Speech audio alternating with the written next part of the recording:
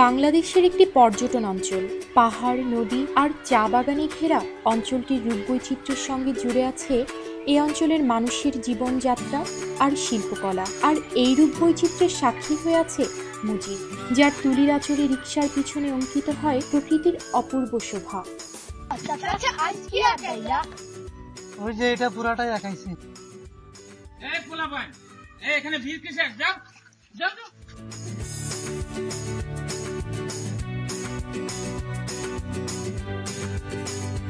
মজিদ মিয়া, তুমি বড় ভালো ছবি আঁকাও। মহাজন, আজ তাহলে তো একটু তাড়াতাড়ি যাইবে।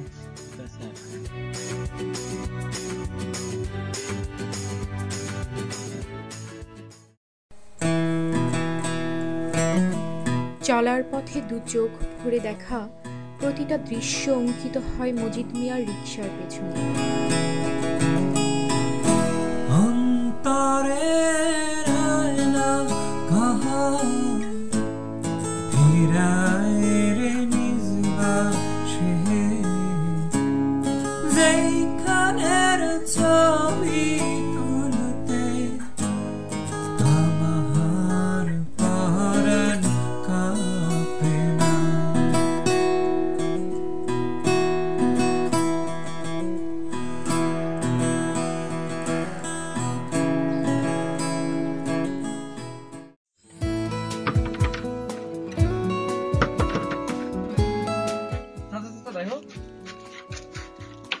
এই ছবিটা কত সুন্দর হয়েছে না? এই ছবিটা কিন্তু তুমি তোমার রিক্সার পিছে আঁকাইবা। টিপ মারছিলে বুঝি? হ্যাঁ চাচা, কয়েকজন বিদেশি আইছিল, আমাদের দেশ গ্রাম দেখে কত খুশি। এখানে আয়া বুঝলো যে আমাদের দেশ গ্রাম কত সুন্দর। মরে বেটা, অনেক সুন্দর। কালকে বড়লেখার হাটে যাবো মাল কিনতে, তুই যাবি আমার সাথে? বড়লেখার হাট? হ্যাঁ, ওই ঝর্ণাটা আছে না, যেটা ছবি তুমি আঁকাইছিলা, তাহলে কিন্তু চাচা আমার নিয়ে যেতে হবো। ওখানে আবার কেন? চলো না চাচা, তুমি ছবি আঁকাইছিলা কত সুন্দর, কত বড় ঝর্ণা। ঠিক আছে, যাবো না।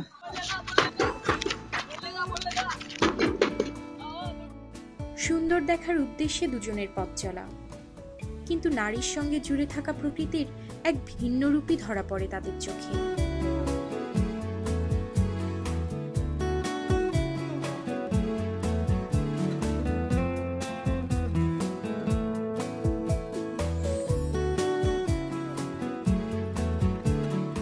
চাচা, এইটাই এই ঝর্ণা?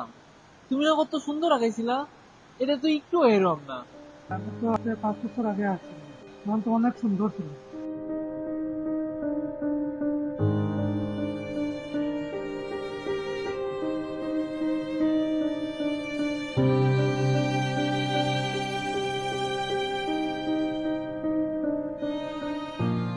এই অন্ধ মানুষগুলো গিয়া আমাকে সুন্দর দেশটা সুন্দর থাকলো না।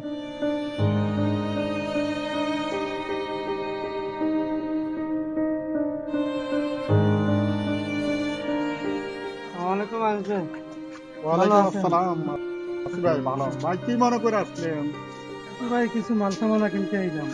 ও ভাই, এখানে তো এখন ব্যবসা বাণিজ্য ভাই তেমন বেশি ভালো না, লোকজনও ঘুরতে আসে না।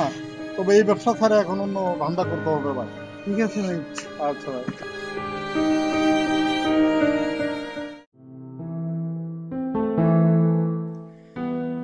মজিদ খুঁজে বেড়ায় তার চিরচেনা প্রকৃতিকে, কিন্তু মলিন প্রকৃতির রূপ দেখে মলিন হতে থাকে মজিদের রঙের তুলি।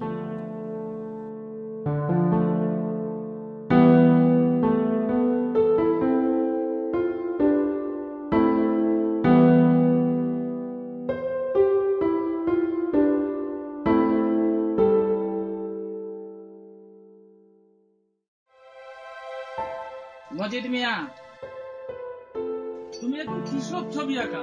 মিয়া, তোমার আঁকা এই রিক্সা এখন আর কেউ নিতে চায় না। আমি তো মূর্খ মানুষ, মন থেকে কিছু আঁকতে পারি না, যাই দেখি তাই তো আঁকি। আগে তো কি সুন্দর ছবি আঁকতা ভাই। আগে তো দেশটা সুন্দর ছিল, যে তো সুন্দর ছবি আঁকতাম। সুন্দর জায়গা না পাইলে সুন্দর ছবি কেমনে আঁকি? ভাই, আমি এত সব জানি না, ভালো আঁকতে পারলে আঁকবা, নাইলে আমার কাম তৈরি তুলে দেবো।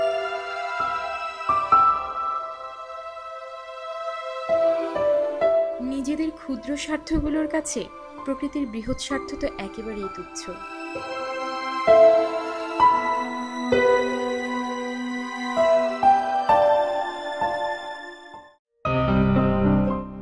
এই জায়গা দেখার জন্য এখানে আসছি। 1 ঘন্টা ধরে তুমি ঘুরেছো সুন্দর জায়গা দেখাবো বলে। আপা এই যে এইদিকে এই গাছগুলি, ওই যে পাহাড়, দেখেন কত সুন্দর। আপা তোমার রিয়েলি মনে হয় আমি এই জায়গা দেখার জন্য আসছি? চলো, এখানে সময় নষ্ট করার কোনো মানে হয় না।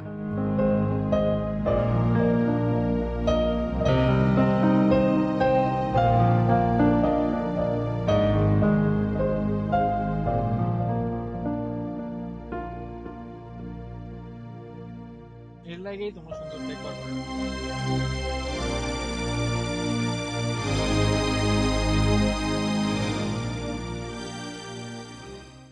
জীববৈচিত্র্যের সাথে জুড়ে থাকা আজিজ মিয়া, ছোটকু আরো হাজারো মানুষকে একসময় এভাবেই নিরাশ হতে হয়। তারপর আমরা ছুটি আরেক জীবনের সন্ধানে।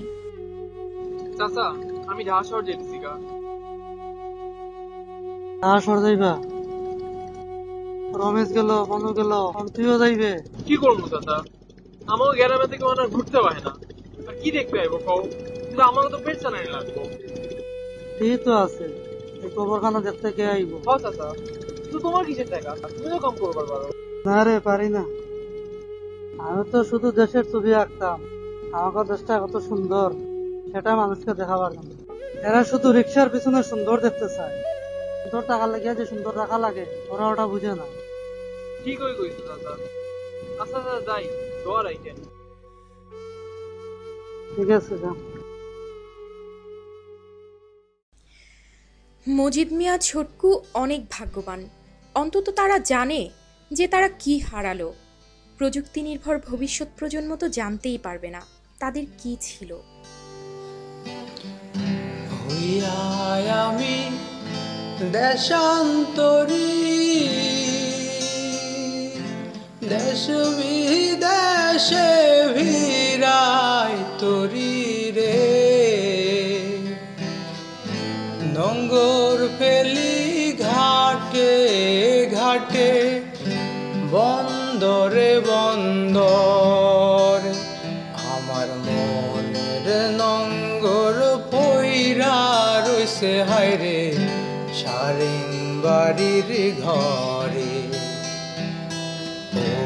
ওরে নীল দরিয়া আমায় দে রে দে ছাড়িয়া।